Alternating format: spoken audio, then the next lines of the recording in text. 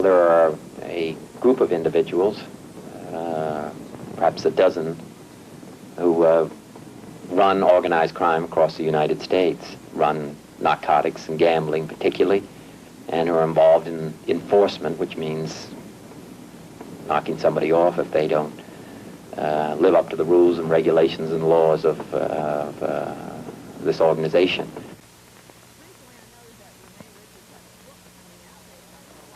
It took a long time for us to find out that our biggest business even existed. For a long time, many law enforcement officers did not believe there was such a thing as organized crime. It wasn't until the late 30s that we began to see its outlines. In the 40s, there were the sensational revelations about Murder Incorporated.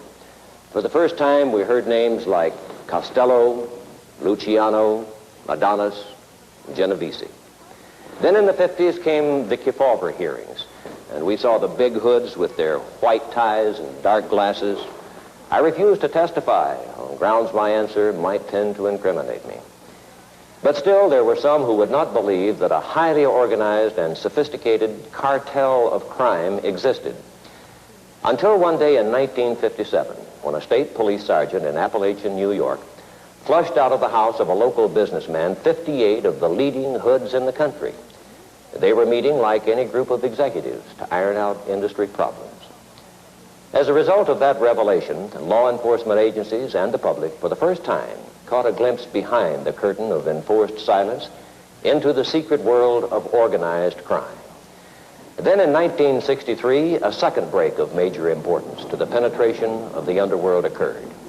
Joe Valachi, killer, narcotics peddler, hood, began to tell his story, first secretly to the FBI, then to the McClellan Committee. We have as our first witness today Joseph Valachi, who is presently in the custody of federal officials serving a sentence for upon convictions had in our courts. What is the name of the organization? Cosa Nostra in Italian. Cosa Nostra in Italian. Our thing and our family in English. Tell me about yourself. My name is Peter Moss, and for the past 10 years I've been a magazine writer specializing in politics and crime. What are the special circumstances of your relationship with Joe Valachi? Well, I think I'm the only reporter who's ever spent any time with him. I originally broke the Valachi story in 1963 in a magazine article. Shortly thereafter, I was given access to Valachi. He was then being kept at the District of Columbia jail in Washington. He was being kept in the death house section of the jail. That's where I first saw him, the first week of January this year. For a period of almost 3 months, I saw him 20 times, an average of 5 hours of interview. Peter, what is the Cosa Nostra? Do you know how the organization came into being? Well, the modern Cosa Nostra was set up by Salvatore Maranzano, 1930-31.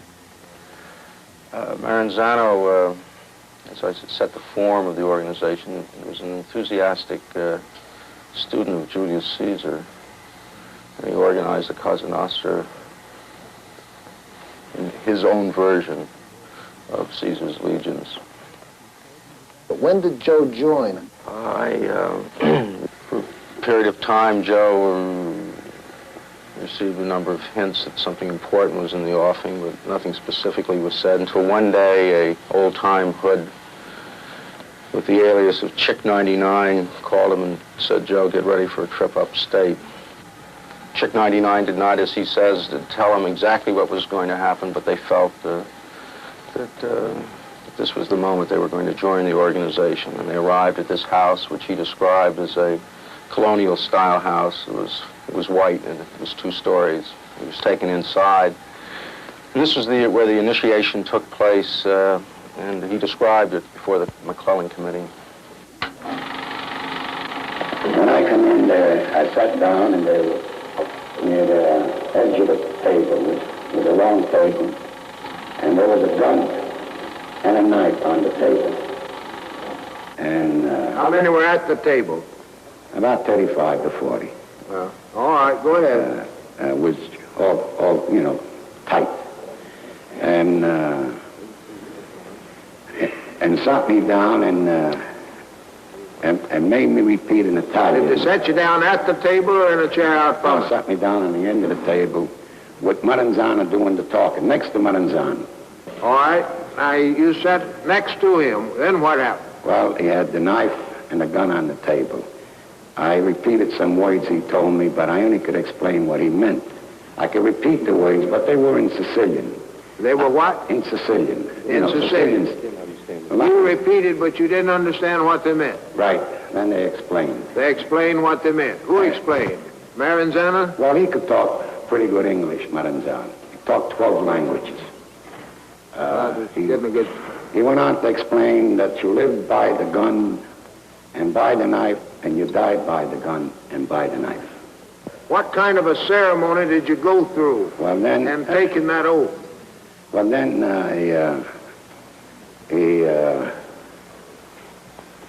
he gave me a piece of paper. I was supposed to, and burn it.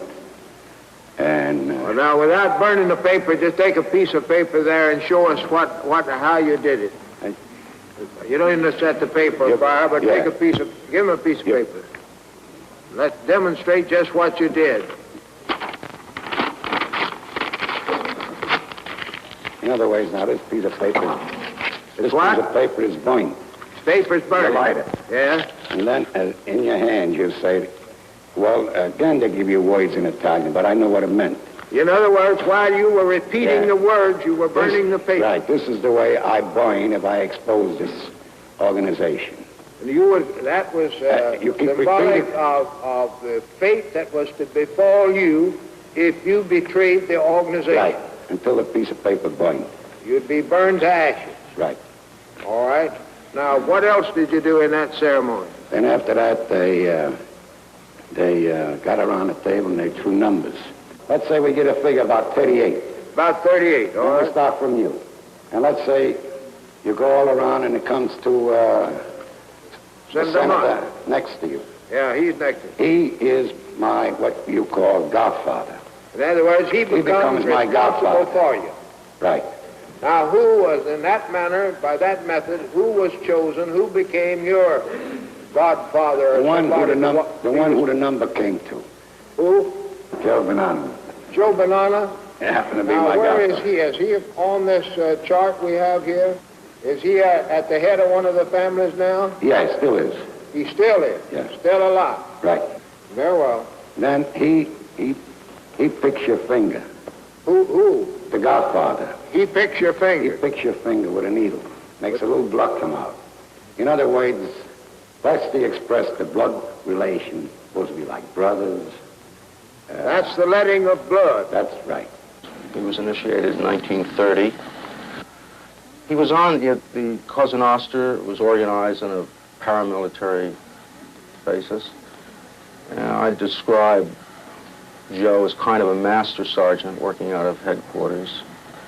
He was in the family of, at the time of his defection, of Vito Genovese. He was the most powerful family, and Genovese himself was the single most powerful figure in the Cosa Nostra.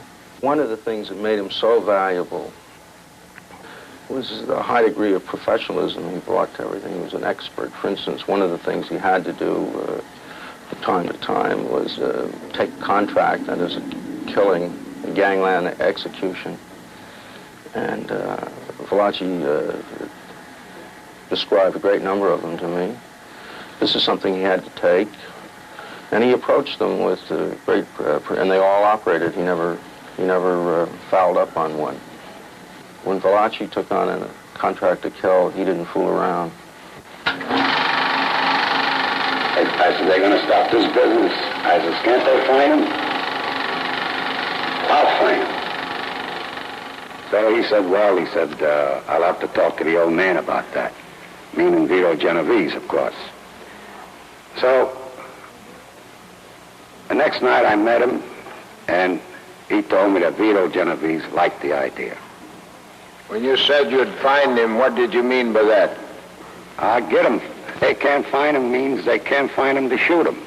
So I said, I'll find him. Well, what does that mean in your terms? Did that mean that you were agreeing yourself to kill him? Oh, yes, Senator. Yes. You were taking the contract yourself. Right. To kill him. Find him and kill him. And he had to get the okay on it. You had to get the okay from the old man, and the old man was Genevieve. Right. Very well. Let me ask you this.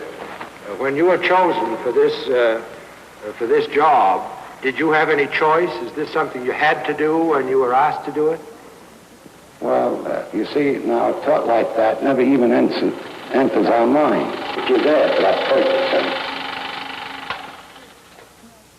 Did members live in fear for making a mistake that might mean their life?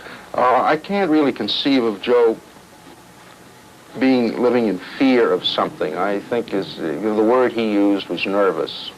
It's difficult to answer. I don't think it's so much fear as nervousness and suspicion. Above all, suspicion. They're constantly undercutting each other, double-crossing each other.